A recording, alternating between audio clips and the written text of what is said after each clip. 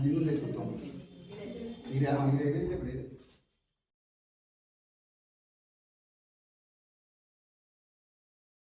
ಬಗ್ಗೆ ಅಂದ್ರೆ ಕತ್ತಲಿಂದ ಬೆಳಕಿನೆಡೆಗೆ ಅನ್ನೋ ಒಂದು ಸಂಕಲನದ ಬಗ್ಗೆ ಮಾತಾಡ್ತಾ ಹೋದಾದ್ರೆ ಇಲ್ಲಿ ಪ್ರತಿಯೊಂದು ಚುಟುಕುಗಳು ಕೂಡ ಜೀವ ಒಂದು ಅನುಭವಗಳನ್ನ ತೋರಿಸ್ಕೊಡ್ತಾ ಹೋಗ್ತಾ ಇದೆ.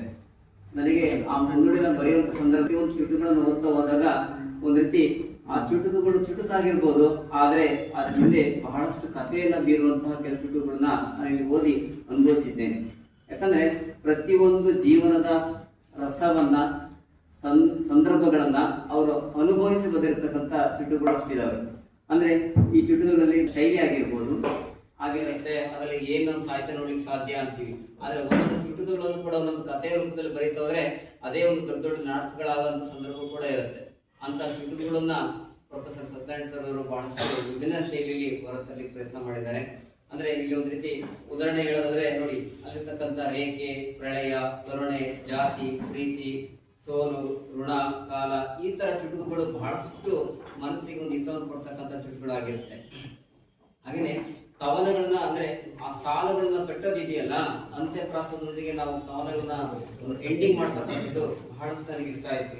ಅವರ ಸಾಹಿತ್ಯ ಶೈಲಿ ನನಗೆ ಇನ್ನೊಂದು ರೀತಿ ಪ್ರೇರಣೆ ಅಂತ ಹೇಳ್ಬೋದಾಗಿರುತ್ತೆ. ಯಾಕಂದ್ರೆ ನನ್ನ ಕವನಗಳನ್ನ ನಾನು ಬರಿತಾ ಹೋದಾಗ ಕೆಲವೊಂದು ಇನ್ನೊಬ್ರು ಸಾಹಿತ್ಯವನ್ನು ನಾವು ಅನುಸರಿಸಲೇಬೇಕಾಗತ್ತೆ. ಯಾಕಂದ್ರೆ ಸಾಹಿತ್ಯ ಹಾಗೇನೆ, ಸಾಹಿತ್ಯಕ್ಕೆ ಯಾವತ್ತೂ ಕೂಡ ಕೊನೆ ಇಲ್ಲ. ನಾವು ದಾರಿಲಿ ಹೋಗ್ತಾ ಹೋಗ್ತಾ ಹೋದಾಗೆ ನಮಗೊಂದು ಮುಂದೆ ದಾರಿ ತೋರಿಸ್ತಾ ಹೋಗುತ್ತೆ. ಹಾಗೆ ನನ್ಗೆ ಪ್ರೇರಣಾದಾಯಕರಾಗಿ ಮಾರ್ಗದರ್ಶಕರಾಗಿ ಸತ್ಯನಾರಾಯಣ ಸರ್ ಅವರು ಕೂಡ ಇಂದು ಇರ್ತಾರೆ ಮತ್ತೆ ಮುಂದೆ ಇರ್ತಾರೆ ಅಂತ ಹೇಳ್ತಾ, ಹಾಗೇನೆ ಈ ಸಂದರ್ಭದಲ್ಲಿ ಒಂದು ಕವನ ಕೂಡ ಹೇಳಿಕ್ಕೆ ಇಷ್ಟಪಡ್ತೇನೆ. ಅಂದ್ರೆ ಸತ್ಯನಾರಾಯಣರವರ ಚುಟುಕು ಸಂಕಲನ ನಮ್ಮೆಲ್ಲರ ಈ ದಿನದ ಸಮ್ಮಿಲನ. ಸತ್ಯನಾರಾಯಣರವರ ಚುಟುಕು ಸಂಕಲನ ನಮ್ಮೆಲ್ಲರ ಈ ದಿನದ ಸಮ್ಮಿಲನ. ಭಾವದ ಭಾವನೆಗಳ ಪ್ರತಿಬಿಂಬ ಇವರ ಚುಟುಕು, ಭಾವದ ಭಾವನೆಗಳ ಪ್ರತಿಬಿಂಬ ಇವರ ಚುಟುಕು. ಪ್ರತಿ ಕ್ಷಣದಲ್ಲೂ ಸವಿಯಬೇಕು ಗುಟುಕು ಗುಟುಕು, ಪ್ರತಿ ಕ್ಷಣದಲ್ಲೂ ಸವಿಯಬೇಕು ಗುಟುಕು ಗುಟುಕು. ಸಾಹಿತ್ಯದ ಸಾಗರ ಹರಿದು ಬರಲಿ ಅನೇಕ, ಸಾಹಿತ್ಯದ ಸಾಗರ ಹರಿದು ಬರಲಿ ಅನೇಕ. ಆಗಲಿ ಕನ್ನಡ ಸಾಹಿತ್ಯಕಾರರಲ್ಲಿ ಪ್ರಮುಖ, ಆಗಲಿ ಕನ್ನಡ ಸಾಹಿತ್ಯಕಾರರಲ್ಲಿ ಪ್ರಮುಖ. ಅಂದ್ರೆ ಅವರು ಸಾಹಿತ್ಯದಲ್ಲಿ ಇನ್ನೂ ಕೂಡ ಮುಂದುವರಿಲಿ, ಸಾಹಿತ್ಯ ಕ್ಷೇತ್ರದಲ್ಲಿ ತಮ್ಮದೇ ಆದಂತಹ ಒಂದು ಛಾಪನ್ನ ಮೂಡಿಸ್ಲಿ ಅಂತ ಹೇಳ್ತಾ ಈ ಒಂದು ಚುಟುಕನ್ನ ಬೆಳಗ್ಗೆ ಬಂದಿರ್ತಕ್ಕಂಥದ್ದು. ಕವನ ಸಂಕಲನ ಅಂದ್ರೆ ಕೇವಲ ಪುಸ್ತಕದ ರೀತಿಯಲ್ಲಿ ಅಷ್ಟೇ ಅಲ್ಲ, ಪ್ರತಿಯೊಬ್ಬರಲ್ಲೂ ಕೂಡ ಇದು ನಿಮ್ಮ ಜೀವನದಲ್ಲೂ ಕೂಡ ಅಪ್ಲೈ ಆಗ್ಬೇಕು ಅನ್ನೋದು ನನ್ನ ಉದ್ದೇಶ.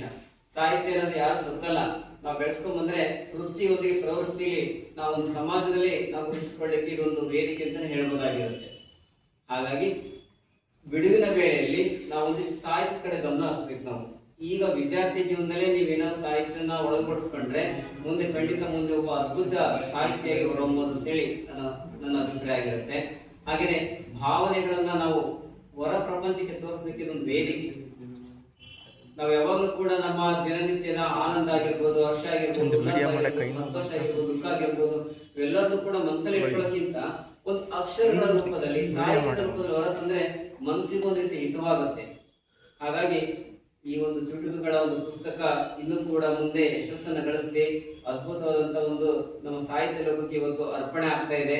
ಕತ್ತಲಿಂದ ಬೆಳಕಿನೆಡೆಗೆ, ನೋಡಿ ಆ ಹೆಸರಲ್ಲೇ ಹೇಳ್ತಾ ಇದೆ, ಕತ್ತಲಿಂದ ನಾವು ಬೆಳಕಿನೆಡೆಗೆ ಸಾಗ್ಬೇಕು. ಯಾವತ್ತೂ ಕೂಡ ಕತ್ತಲಾಗಿದ್ರೆ ನಾವು ಕತ್ತಲೇ ಮುಳುಗೋಗ್ಬಿಡ್ತೀವಿ.